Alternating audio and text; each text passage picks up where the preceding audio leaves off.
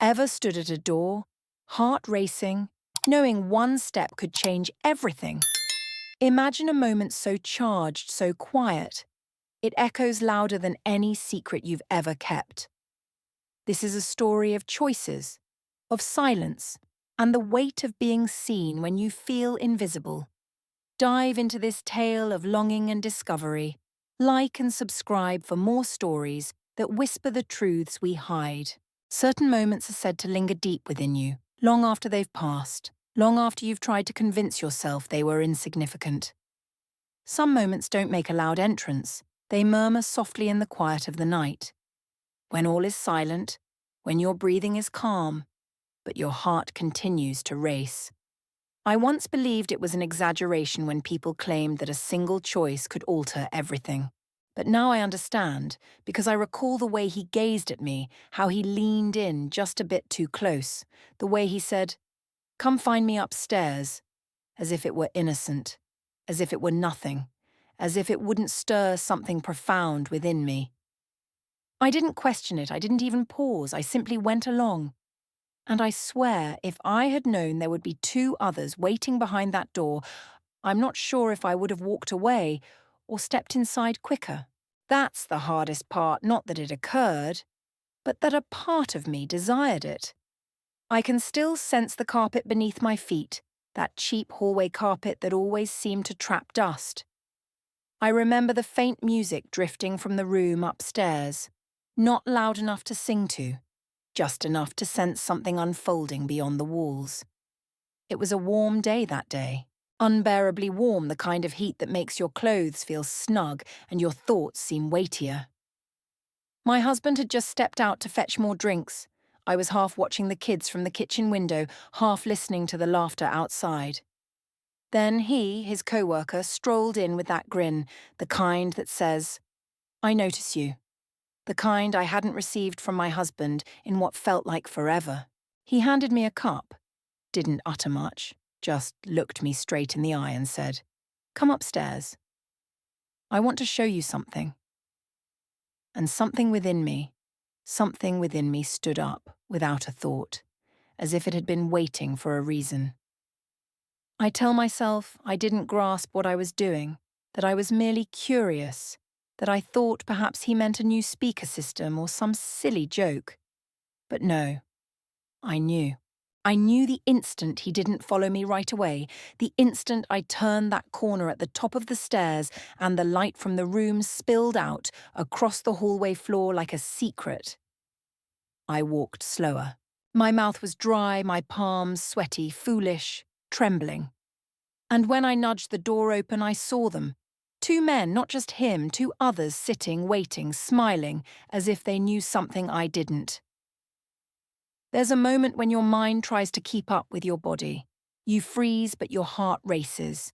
You feel exposed, but no one has touched you. You want to flee, but you don't even know why. That's what it felt like. And in that moment, with three faces looking at me like I was supposed to be there, I didn't know if I should be frightened or flattered. This isn't a tale I share to feel better. This isn't one of those stories where I learned something. This is a confession because I haven't told anyone. Not a soul, not even my best friend. Not even the mirror. And it's been sitting in my chest like a storm that never gets to break. I don't tell this to seek forgiveness. I tell it because silence is killing me. And maybe, just maybe, someone out there has stood in a hallway like mine, staring at a door that should have remained closed. And maybe you didn't open it. Or maybe you did, but you still think about it, don't you? Subscribe to Heartfelt Tales Unfold if you believe some truths deserve to be spoken, even when they're hard to hear, even when they don't have a neat ending, even when they still hurt, because sometimes the things we bury the deepest are the ones that need the most air. I'm 35, married, with 2 kids, and a work-from-home job that barely notices me, just like him. Most days I wake up early, pack lunches, fold laundry, stare at the screen, smile on cue, then do it all again. You start to forget you exist outside of tasks, outside of grocery lists, outside of them. You shrink just a little more every day. My husband, he's not a bad man, just somewhere else, always on his phone, his work, his workouts. He used to ask how I was. Now he asks where the remote is. He kisses my cheek without looking, touches me like I'm made of cardboard. And the worst part is I stopped noticing when it started. Then there was him, my husband's co-worker, younger, with eyes that didn't just glance, they lingered. He'd come over for drinks or meetings or to drop off some file, but he always stayed a second too long, said my name like it was a secret he wasn't supposed to know. The first time he called me beautiful, I laughed out of habit, out of shock. I said, "Don't start." He grinned. "Who says I'm starting?" I didn't tell anyone because it felt good and wrong and then good again. He was bold in small ways, touching my hand when passing a glass, standing a little too close in the kitchen, letting silence hang thick and charged. And I let it happen because when you've been invisible for long enough, being seen feels like being saved. Then came the birthday, my husband's. We invited a few people over, just drinks, music, laughter on the patio, the kids running barefoot in the grass. It was hot, one of those still, airless summer days where sweat clings and everything feels heavy. He came, of course, brought 2 friends with him, guys I'd never met. Said they were in town, figured we wouldn't mind. I didn't. I barely paid attention at first until I caught one of them watching me too. Same eyes, same grin, same quiet language. I thought only he and I spoke. At one point, I walked past him in the kitchen. He leaned in, voice low, said, "We're heading upstairs in a bit. Come have a drink with us." I rolled my eyes, left, said, "Oh, I'm sure that's appropriate." He shrugged, sipped his drink and whispered, "What's appropriate doesn't always feel this alive." I walked away, but the words stayed. He joked once about me joining them upstairs. I laughed. I didn't know the joke would echo. The sun was starting to set, but the heat hadn't broken. People were sweating through their smiles. Kids were sticky with juice and cake, and my husband, he was already 2 beers in, laughing louder than usual, leaning on the same 3 stories he always told when people were around. We'd run out of drinks. He volunteered to go. Keys jingling, pecked my cheek, said, "Be back in 20. Just like that, he was gone. I stood by the sink, rinsing out a plastic cup, trying to remember the last time I felt like more than just background noise. That's when he came in, his co-worker. He brushed past me with a wink, leaned on the counter like he lived there. "We've got more drinks upstairs," he said casually, like we'd done this before. "Come help me carry them down." I smirked, said, "You sure that's not just an excuse to get me alone?" He tilted his head, pretending to be shocked. Would I do that? He would, and I followed. It was stupid, maybe, but the house was full. The kids were outside, and I was tired of being boring. The stairs creaked under my bare feet, one step, then another. He went ahead of me, not rushing, just sure. At the top, he turned, smiled, nodded toward a door. "Wait inside. I'll be right back." I paused. For 1 second, I stood there, between the hallway and that room, between the version of me everyone thought they knew and the one that was suddenly curious. I opened the door. The light was low, curtains half closed, some music playing soft, heavy on the bass like it was meant to move under the skin. And then I saw them. 2 men already there, already watching. Not surprised, not alarmed, just ready. One sitting on the edge of the bed, the other in the armchair sipping something dark from a glass. Neither spoke. They just looked at me like I'd walked into a scene they'd been rehearsing. Something shifted in my chest. I felt it like a click. I should have turned around, said something, laughed it off, pretended I was lost, but I didn't. Not yet. For a second, I thought maybe it was a joke, some stupid prank, some awkward mix-up. I hovered at the doorway, half in, half out, waiting for someone to laugh, to say just kidding or wrong room or we didn't think you'd actually come. But no one said anything. They just watched me. Not like I was a mistake, not like I didn't belong, but like they'd been waiting for me. One of them smiled, slow, too slow, like he was reading something off my face that I hadn't even said out loud. The other raised a glass, tilted it toward me, offered a drink. My heart kicked up tight and erratic, my hands felt too big, too visible. I looked behind me like I was checking for cameras or witnesses or something to grab onto. Nothing. Just the hallway I'd come from. The version of me that stayed downstairs. I could still hear the laughter outside, the sound of kids running, the clinking of ice and cups, life carrying on, unaware that something was breaking loose inside me. And then came the thought, the one I'd been pushing down for months. I hated feeling invisible more than I feared being judged. My husband used to see me, really see me. Not just the chores I did or the dinner I made, not just the body I folded into every night beside him like it didn't ache for more. But lately, I was wallpaper, useful, present, silent. He didn't look at me the way this man looked at me or the way his friends were looking now, like I was real, like I was wanted. I took the glass. It trembled a little in my hand, but I smiled out of instinct, out of panic, out of the strange, growing ache that had nowhere else to go. The first sip was too strong, but I didn't stop. I stepped inside fully. The door clicked behind me. No one touched me.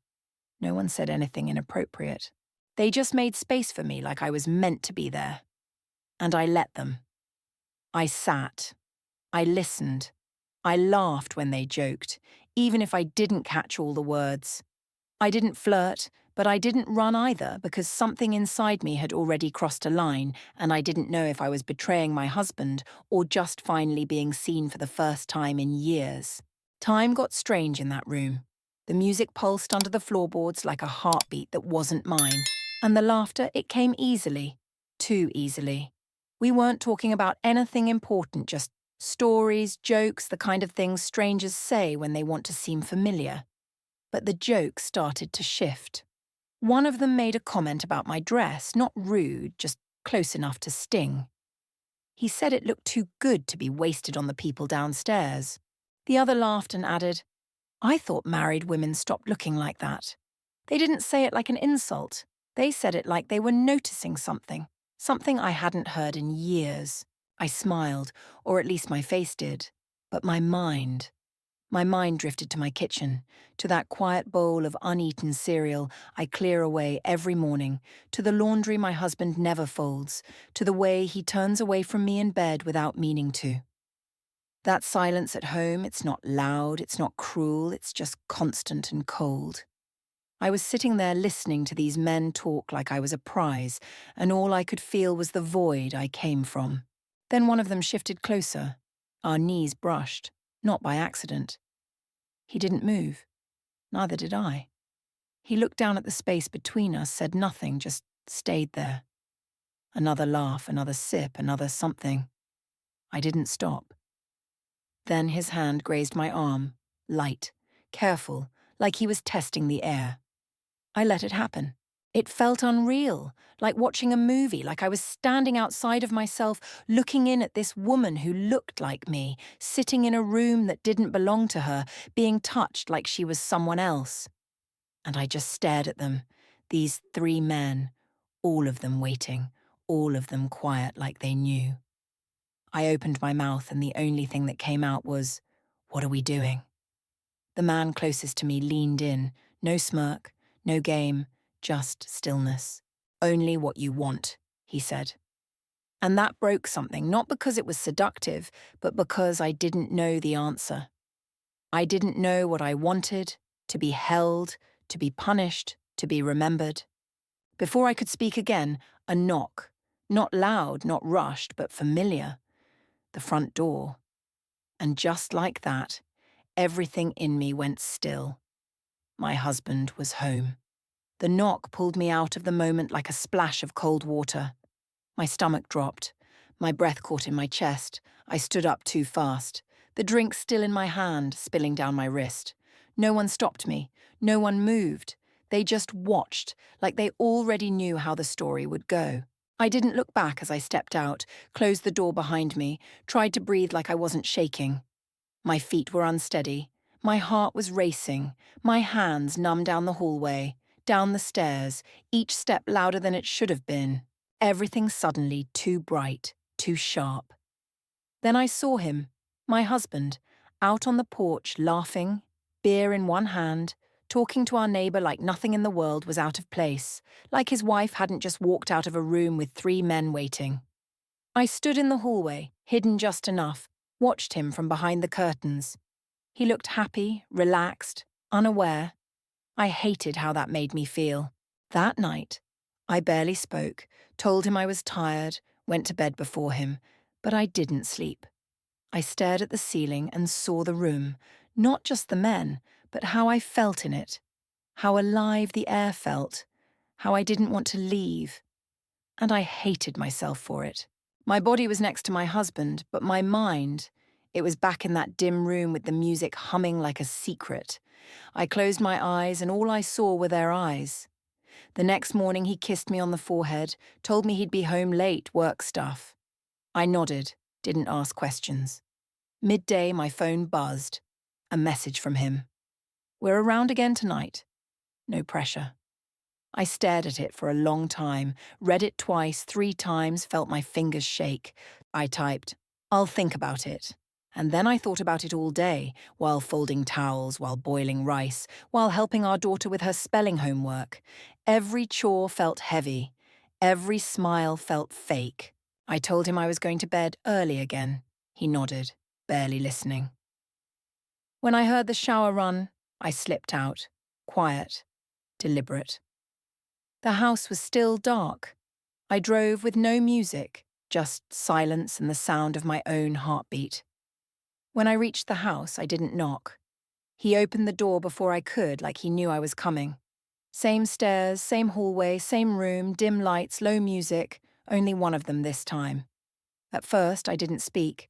I didn't ask what we were doing because I knew. I stepped inside. And this time, I didn't stop. The next morning, the sun felt too bright, the sheets too warm, my body sore in places I didn't expect. I showered before anyone else woke up, scrubbed harder than usual, not because I felt dirty, but because I didn't know how to feel at all. The water ran over my face, hot and sharp, but it didn't burn the memory out. I could still feel the weight of their hands, still hear the music, still see the look in his eyes right before I said yes without saying anything.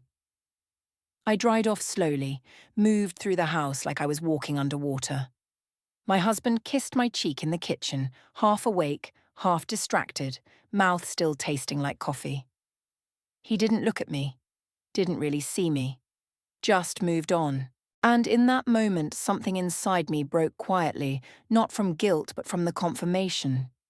He didn't notice, not the late-night drive, not the shift in my voice, not the silence I was holding like a scream. He didn't ask. My phone buzzed. I didn't need to check who it was. No name, just 4 words. That was unforgettable. I stared at it. My thumb hovered, and then I deleted it. No reply, no hesitation, just gone. But it didn't feel gone. I went about the day like I was playing a version of myself, making breakfast, folding clothes, pretending I hadn't crossed a line I used to believe was sacred. But everything felt off. Tilted like I was a second too slow for my own life. My daughter showed me a drawing, a messy crayon-coloured version of our family. I smiled, told her it was beautiful. She beamed and I felt like a stranger. My laugh came out thin and shaky. She didn't notice, but I did. I watched my son chase bubbles in the backyard, watched my husband mow the lawn like nothing in the world had changed, and maybe for them it hadn't, but for me, everything had cracked open. I kept touching my wrist that day where someone's hand had been the night before, not out of longing, not out of shame, just to remember that I still felt something. I had been disappearing for so long, fading in plain sight, and now I was fractured. But I wasn't numb anymore. It wasn't about lust, not really. It was about loneliness, the kind that doesn't show up all at once but creeps in slowly, in the spaces between what you say and what you mean, in the nights where you lie beside someone who used to reach for you and now just turns away. I used to think I was strong, loyal, untouchable. But strength isn't about what you say you'd never do. It's about what you do when the silence in your life gets louder than your own voice. And my silence had been screaming for years. I don't know who to blame, my husband for not noticing the way I was fading, myself for not yelling louder when I started to disappear, Or maybe it was the way we both stopped reaching. He used to ask how my day was, used to touch my back when I was washing dishes, kiss my neck when I was brushing my teeth. Now we move around each other like polite roommates. I didn't mean to destroy anything. I just wanted to feel something real, to feel wanted, to feel like my body still meant something, that I could still make a choice and have it ripple. I went back. Yes. After that first time, I swore I wouldn't, but I did. Not right away, but eventually. The second time felt different, less shocking, more deliberate. And after that, I stopped for a while, but I wanted to go again. Still want to some days. I see his name on my phone, deleted but not forgotten. I see his face in the crowd even when I know he's not there. I don't know what that says about me. I don't know if that makes me broken or just human. But I haven't told anyone. Not my sister, not my best friend, not even the mirror. Because if I say it out loud, then it becomes real in a way I'm not ready for. But I still think about that room more than I should. Have you ever almost done something, not because it was right, but because it made you feel real?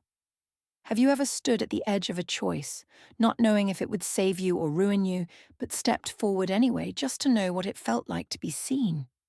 Have you ever felt guilt wrapped in relief, like shame tangled up with something that felt like breath? Because I have. And if you're still listening, maybe you have too. Speech balloon, tell me, not for permission, not for forgiveness, but for the simple aching truth of it. Drop your truth in the comments, even the parts you're scared of. And if this story stirred something in you, subscribe to Heartfelt Tales Unfold. The next one might echo a truth you've never dared to say aloud. There's a room upstairs in that house. The light in there is different, still dim, still warm, still waiting. I walk past it now every time we visit, every time there's another gathering, another excuse to pretend everything is fine. I smile, I pour drinks, I laugh in the right places, and I pass that door like it's just a wall, like I don't remember what it feels like to stand on the other side of it, not knowing who I am anymore. The silence in my marriage still lingers. It's quieter now, but heavier. Some nights he holds me and I wonder if he knows, if he feels the distance I stitched back together with a lie and a steady hand. And sometimes when the house is quiet and I'm folding laundry or rinsing a glass at the sink, I still think about that room and I wonder, did I ruin everything? Or did I just expose what was already broken? I don't have the answer. Maybe I never will. All I know is this: the door may be shut now, but I never locked it.